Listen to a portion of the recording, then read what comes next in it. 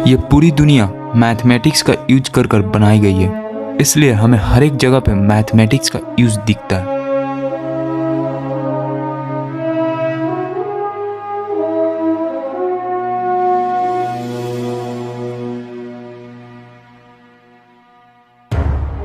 Nature में pattern होता है जो कि नेचर हर एक जगह पे फॉलो करता है, और ये सभी पैटर्न्स मैथमेटिक्स से ही होता है। सभी जगह पे मैथमेटिक्स का सेम रूल ही चलता है। सिर्फ मैथमेटिक्स को स्टडी कर कर पूरे ब्रह्मांड के सीक्रेट को ढूंढा जा सकता है। ऐसा ही कुछ निकोला टेस्ला ने किया था।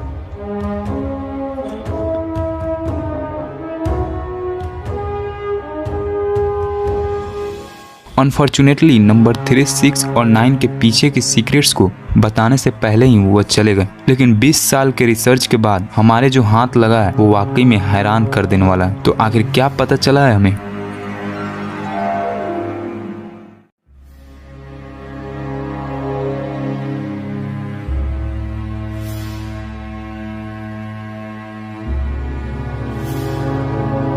सभी जीव जंतु एक सेल से ही बनना शुरू होते हैं। स्टार्टिंग में 1 सेल डबल होकर 2 सेल में कन्वर्ट होता है, और फिर 2 सेल डबल होकर 4 सेल में, फिर 4 सेल डबल होकर 8 सेल हो जाता है, और ये प्रोसेस ऐसे ही चलते रहता है, और फिर एक बड़ा सा जीव का निर्माण होता है। तो अगर हम इस प्रोसेस को मैथमेटिकली समझे तो हमें ये सीक्वेंस मिलता है।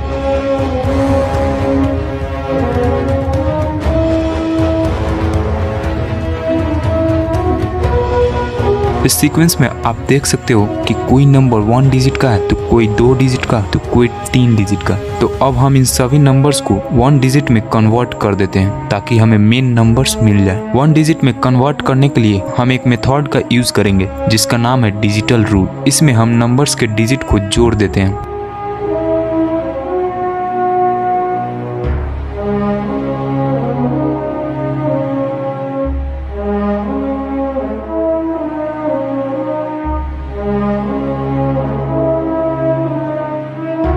अब हमें जो नंबर मिल रहा है उस पर गौर कीजिए।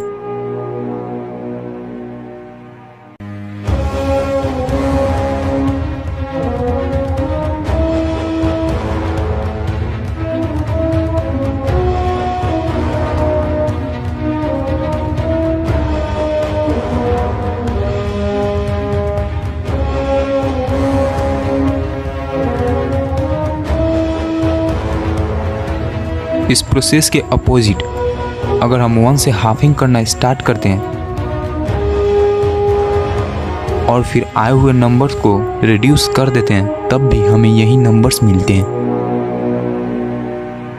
और इन नंबर्स के ग्रुप में हमेशा नंबर 3, 6 और 9 एब्सेंट रहता है। नेचर के इतने बड़े प्रोसेस में जिस प्रोसेस की वजह से सभी जीव जंतु का निर्माण होता है, उस प्रोसेस में नंबर 3, 6, 9 का एब्सेंट होना, उस प्रोसेस में नंबर 3, 6, 9 का कोई रोल ना होना, ये कोई साधारण बात नहीं है। रिसर्च के बाद ये पता चला है कि ये पैटर्न जिसमें 1, 2, 4, 8, 7 और 5 नंबर्स हैं, ये थर्ड डायमेंशन को रिप्रेजेंट करते हैं। यानी कि ये नंबर्स एक दूसरे के साथ इंटरकनेक्ट होकर थर्ड डायमेंशन वाली दुनिया को बनाते हैं।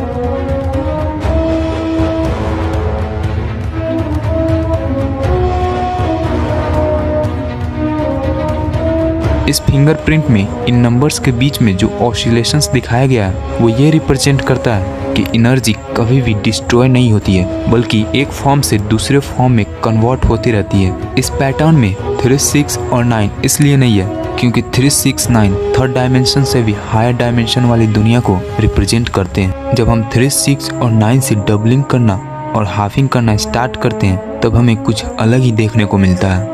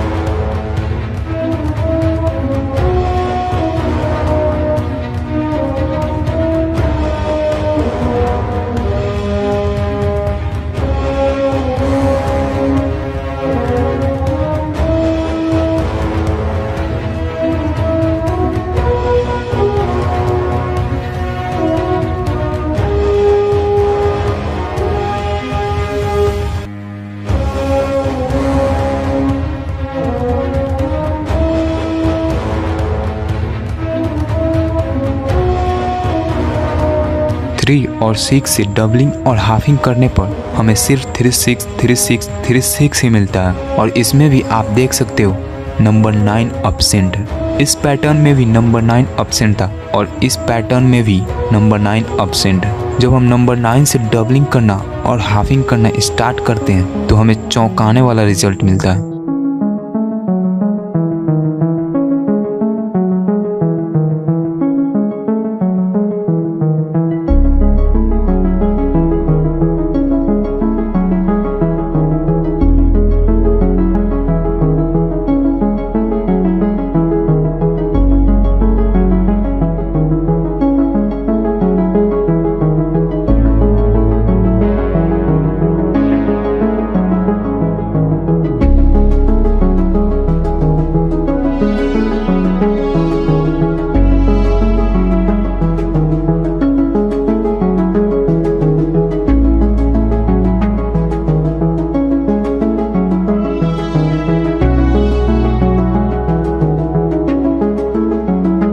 हम सब ये बात जानते हैं कि सर्कल में 360 डिग्री होता है, लेकिन आखिर क्यों?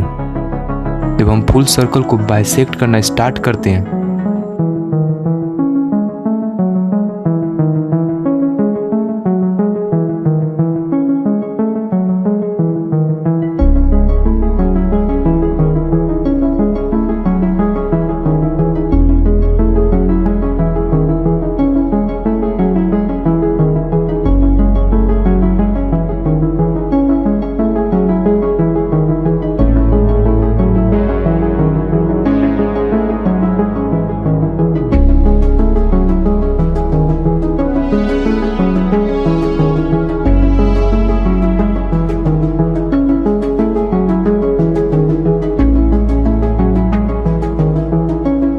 ये तो बात थी सर्कल की। अब हम पॉलीगन्स की बात करते हैं। आपको तो पता ही होगा कि एक ट्रायंगल का सभी एंगल्स का सम 180 डिग्री होता है। तो इसको जब हम रिड्यूस करते हैं तो हमें नंबर 9 मिलता है। सेम इसी तरह से रेक्टेंगल का भी सभी एंगल्स का सम 360 डिग्री होता है और इसको भी रिड्यूस करने पर 9 ही मिलता है। और पेंटागन का भी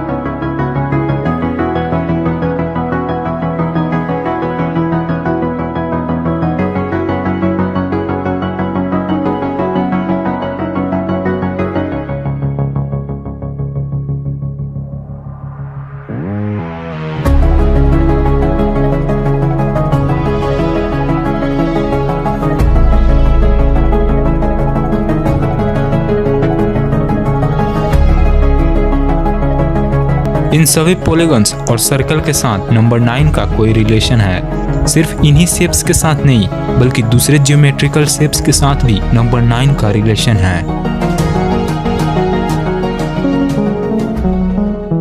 जब हम फुल सर्कल को बाइसेक्ट कर रहे थे तो हमने ये देखा कि आया हुआ एंगल नंबर 9 में रिड्यूस हो जा रहा है। इससे हमें ये बात पता चलता है कि जैसे जैसे सर्कल टुकड़ों में बढ़ता जा रहा था और स्पेस के सिंगुलैरिटी तक पहुंच रहा था, वैसे वैसे नंबर 9 भी स्पेस के सिंगुलैरिटी तक पहुंच रहा था। दूसरी तरफ पॉलीगन्स ने इसका अपोजिट ही खुलासा किया।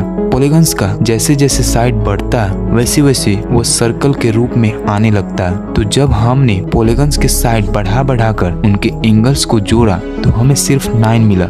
इसका मतलब ये था कि नंबर 9 दूसरे डायरेक्शन में भी, यानी कि स्पेस के सिंगुलैरिटी से इन्फिनिटी स्पेस तक भी फ्लो करता है, यानी कि स्पेस में नंबर 9 सभी जगह पे है।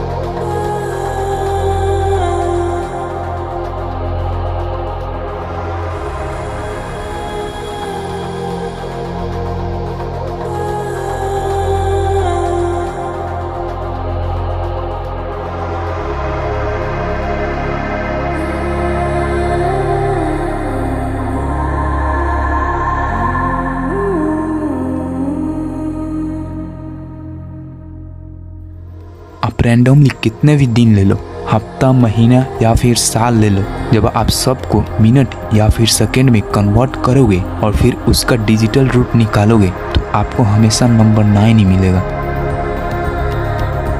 नंबर 9 स्पेस टाइम दोनों में प्रेजेंट है।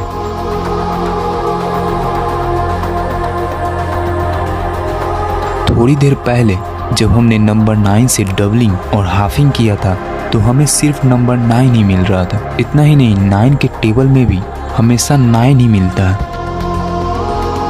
ऐसा इसलिए क्योंकि नंबर 9 नेचर में एक्सिस की तरह काम करता है, हर एक जगह पे ये मेन रोल निभाता है। इस फिंगरप्रिंट में भी यही बताया गया कि नंबर 9 सभी नंबर्स का किंग या फिर क्वीन है।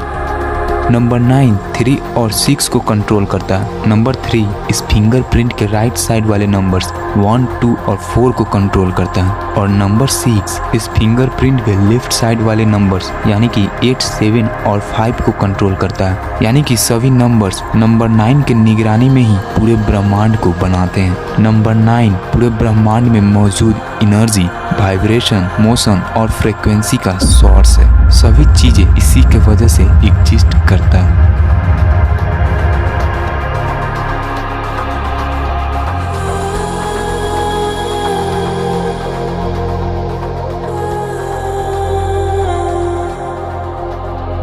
यानी कि निकोला टेस्ला ये कहते थे कि यूनिवर्स में एक कोर है जिसमें से हम सब स्ट्रेंथ, नॉलेज और इंस्पिरेशन लेते हैं। शायद वो नंबर 9 की ही बात कर रहे थे।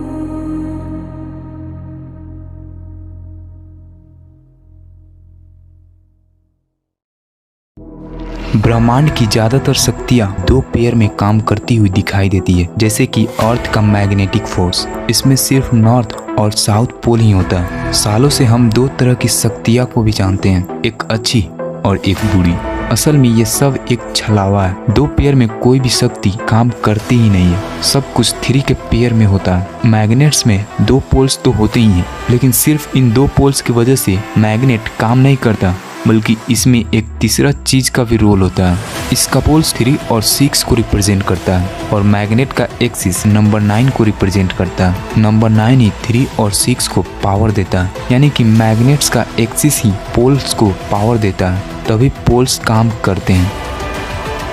यिंग यांग जो अच्छाई और बुराई को रिप्रेजेंट करता है। इस सिंबल में भी सिर्फ 2 कंपोनेंट्स नहीं होता है, बल्कि 3 होता है। इन दोनों पार्ट्स को 3 और 6 से रिप्रेजेंट किया जाता है और इन दोनों पार्ट्स के बीच में जो एस कर्व है उसे नंबर 9 से रिप्रेजेंट किया जाता है। यानी कि इस सिंबल में भी 3 कंपोनेंट्स होता है। असल में नंबर 3 के बेसिस पे ही इस पूरे ब्रह्मांड का निर्माण हुआ है। इसलिए तो ज़्यादातर चीज़ें 3 पेयर में होता है, जैसे कि एटम्स में 3 पार्टिकल्स होते हैं। इन्हीं 3 पार्टिकल्स से पूरे मटेरियल वर्ल्ड का निर्माण होता है। 3 तरह के चार्जेस भी होते हैं। टाइम भी 3 रूप में ही एग्जिस्ट करता है। निकोला टेस्ला ने भी यही कहा था कि इन 3 चीज़ों से वाइब्रेशन, एनर्जी और फ्रीक्वेंसी से ब्रह्मांड को आसानी से समझा जा सकता है। इस यूनिवर्स को क्रिएट करने में जितना हाथ नंबर 3 का है उतना ही नंबर 6 का भी है। एटम्स में ध्यान से देखने से हमें ये पता चलता है कि इसमें सिर्फ 3 कंपोनेंट्स नहीं होते हैं, बल्कि 6 होते हैं। 3 पार्टिकल्स और उन 3 पार्टिकल्स में मौजूद 3 तरह के चार्जेस, यानी कि नंबर 3 और 6 हमेशा पेयर में काम करते हैं और इस पूरे ब्रह्मांड को बनाते हैं। लेकिन ये सब कुछ नंबर 9 के कंट्रोल में होता है। नंबर 9 के वजह से ही 3 और 6 यूनिवर्स को क्रिएट कर पाते हैं। यानी कि ओवरऑल नंबर 9 ही सब कुछ है। ये सब कुछ प्रतीत तो होता है, लेकिन साथ में ये कुछ भी नहीं है। मेरा मतलब ये है कि नंबर 9 सभी जगह पे मौजूद तो है, सभी चीज़ों में इनकोडेड तो है, लेकिन साथ में ये कहीं पर भी है ही नहीं, ये एग्जिस्ट करता ही नहीं है। यानी कि नंबर 9 0 के समान है। इसका आपको प्रूफ चाहिए तो ये देखो, कोई भी एक नंबर लीजिए जिसमें नंबर 9 या फिर 0 डिजिट के रूप में मौजूद हो। अब इसका डिजिटल रूट निकालते हैं।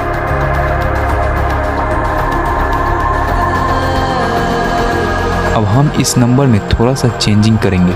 मान लीजिए नंबर 9 0 के समान है, तो इस नंबर में हम 9 के जगह पे 0 लिख देते हैं और इसका डिजिटल रूट निकालते हैं।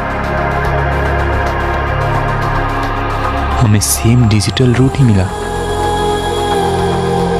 ऐसा उन सब नंबर्स के साथ होता है जिसमें नंबर 9 या फिर 0 डिजिट के रूप में मौजूद होता है। 9 को 0 से रिप्लेस करके डिजिटल रूट निकालो या फिर 0 को 9 से रिप्लेस करके डिजिटल रूट निकालो, आपको हमेशा सेम डिजिटल रूट ही मिलेगा। आपको तो पता ही होगा कि 0 को किसी भी नंबर से मल्टीप्लाई करते हैं तो हमें 0 ही मिलता है। सेम नंबर 9 के साथ भी होता है। 9 से आप किसी भी नंबर को मल्टीप्लाई करके रिड्यूस करोगे तो हमेशा नंबर 9 ही मिलेगा। इन सभी बातों से ये वेरीफाई होता है कि नंबर 9 0 के समान है और इनमें ज़्यादा अंतर भी नहीं है। इसका मतलब ये हुआ कि नंबर 9 सच में सब कुछ को रिप्रेजेंट करता है। बिग बैंग से पहली वाली दुनिया जब कुछ भी नहीं था उसको भी नंबर 9 रिप्रेजेंट करता है, और बिग बैंग के बाद वाली दुनिया जहाँ पे सब कुछ है इसको भी नंबर 9 रिप्रेजेंट करता है। ब्रह्मांड में दो तरह की एनर्जी होती है, मेल एनर्जी और फीमेल एनर्जी। इन दोनों एनर्जीज को हम ट्रायंगल से रिप्रेजेंट करते हैं। बस अंतर इतना ही होता है कि मेल एनर्जी वाला ट्रायंगल ऊपर की ओर पॉइंट करता है और फीमेल एनर्जी वाली ट्रायंगल नीचे की ओर पॉइंट करती है। हिंदू धर्म में 3 मेन गॉड्स होते हैं। इन 3 गॉड्स को हम मेल एनर्जी वाले ट्रायंगल से रिप्रेजेंट करते हैं। वहीं दूसरी तरफ 3 मेन गॉडेस होती है जिन्हें हम फीमेल एनर्जी वाले ट्रायंगल से रिप्रेजेंट करते हैं। यही 3 मेन गॉड्स और 3 मेन गॉडेस यानी कि टोटल 6 मेन गॉड और गॉडेस को पूरी सृष्टि का रचयिता माना जाता है। यहाँ पे भी हमें 3 और 6 का रोल ब्रह्मांड को क्रिएट करने जैसा दिख रहा है, जैसा कि मैंने आपको पहले बताया था। लेकिन इंटरेस्टिंग बात तब सामने आता है जब हम इन 6 मेन गॉड और गॉडेस की पावर को एक साथ जोड़ देते हैं। ब्रह्मा और सरस्वती जी की एनर्जी के मेल से ऐसा पैटर्न बनता है।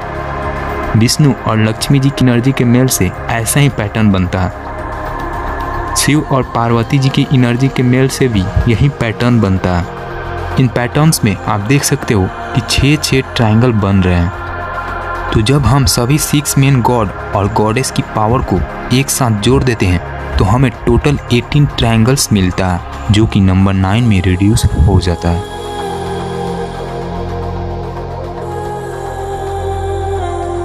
तपस्वियों ने ध्यान के गहराई में जाकर ये पता लगाया कि एक ऐसी ध्वनि है जो हर वक्त हर जगह पे सुनाई देती है। उस ध्वनि को उन्होंने नाम दिया ओम। ओम में 3 तरह के साउंड होते हैं। अगर हम इसके वाइब्रेशनल फ्रीक्वेंसी की बात करें तो वो 432 हर्ट्ज होता है, जो कि नंबर 9 में रिड्यूस हो जाता है। स्वास्तिका को एक पवित्र सिंबल माना जाता है जो अच्छाई को दर्शाता है और बुरी शक्तियों से बचाता है। इसके बनावट में हर एक जगह पे नंबर 9 मिलता है।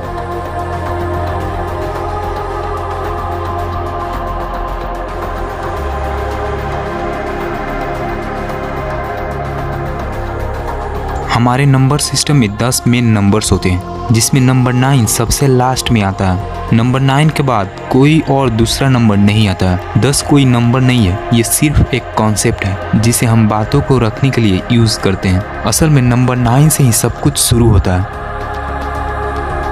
और नंबर 9 पे ही सब कुछ आकर खत्म हो जाता है, और बीच वाला पार्ट भी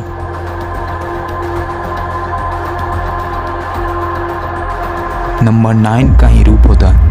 ये सभी बातें हमारे पूर्वज जानते थे। नंबर 9 को हमारे पूर्वज फिनिशिंग पोस्ट कहते थे, यानी कि नंबर 9 को एक ऐसा नंबर कहते थे जहाँ पे सब कुछ आकर ख़त्म हो जाता है, कंप्लीट संपूर्ण हो जाता है। एग्जाम्पल के लिए प्रेगनेंसी पीरियड को ही ले लीजिए। हम 9 महीने तक अपने मम्मी के पेट में रहते हैं। 9 महीने में हमारी बॉडी पूरी तरह से डेवलप हो जाती है और हम धरती पे आने के लिए तैयार हो जाते हैं। हमारे पूर्वज नंबर 9 के इम्पोर्टेंस को समझते थे। वैदिक मैथ में भी नंबर 9 का इम्पोर्टेंस को बताया गया है। ये भी बताया गया है कि नंबर 9 कैसे 0 के समान है। एंशिएंट इजिप्शियन, पाइथागोरियंस और कुछ मिस्ट्री स्कूल्स नंबर 9 के इम्पोर्टेंस को स्कूल्स में पढ़ाया करते थे।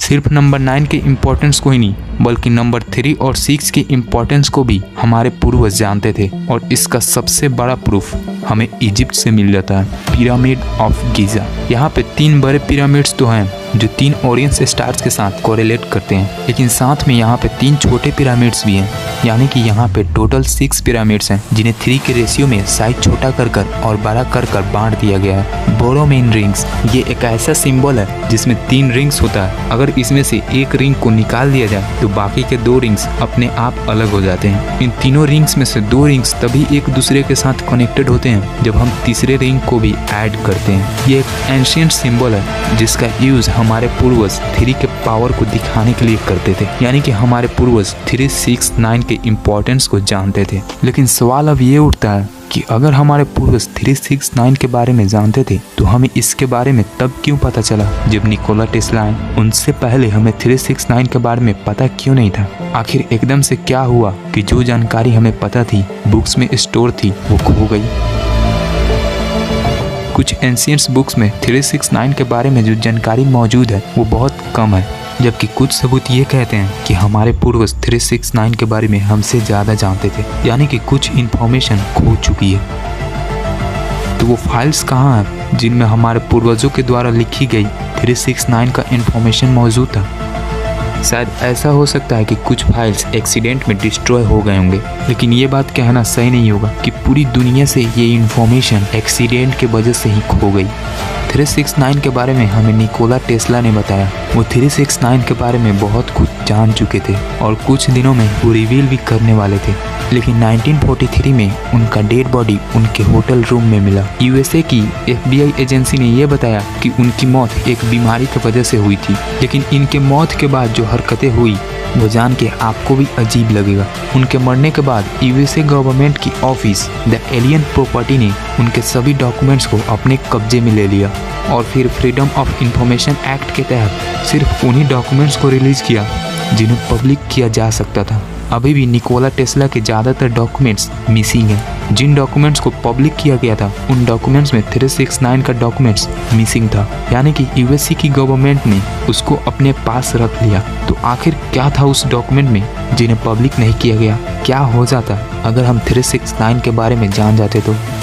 पूरे ब्रह्मांड का सीक्रेट 3, 6, 9 में ही छिपा हुआ है, ऐसा हम कह सकते हैं, क्योंकि यही नंबर्स ब्रह्मांड को क्रिएट करते हैं और फिर कंट्रोल भी करते हैं। जिस दिन हम इन नंबर्स के पीछे की सीक्रेट्स को जान जाएंगे, उस दिन से हमारी दुनिया पहले जैसी नहीं रहेगी, बल्कि उस दिन से हम इस ब्रह्मांड के साथ और मिल घुल जाएंगे। हमारे पास भी गजब की शक्तियाँ होगी, अनलिमिटेड एनर्जी होगी, जिसे बड़ी बड़ी दूरियां भी आसानी से ट्रैवल कर पाएंगे। टाइम से भी नंबर 3, 6, 9 का लेना देना है। तो जब हम 3, 6, 9 के बारे में गहराई से जान जाएंगे तो ऐसा हो सकता है कि हम टाइम ट्रेवल भी आसानी से कर पाएं।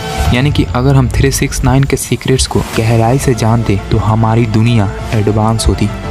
और रही बात हमारी पास्ट की, तो ऐसे बहुत से सबूत हैं जिनसे यह पता लगता है कि एंशिएंट सिविलाइजेशन हमसे ज़्यादा एडवांस थी, यानी कि वो 3, 6, 9 के बारे में गहराई से जानते थे। फिर कुछ ऐसा ट्रांसफॉर्मेशन हुआ होगा जिसकी वजह से 3, 6, 9 की इंफॉर्मेशन और एंशिएंट टेक्नोलॉजी खो गई। ये जाहिर सी बात है कि जिस इंफॉर्मेशन का यूज कर डेवलपमेंट लाया जा सकता है, उस इंफॉर्मेशन को गलत तरीके से भी यूज किया जा सकता है, और शायद ऐसा ही पास्ट में भी हुआ था। और यही कारण है जिसके वजह से निकोला टेस्ला की डॉक्यूमेंट्स को यूएसए गवर्नमेंट ने रिलीज नहीं किया और सीक्रेटली यूज किया जा रहा है।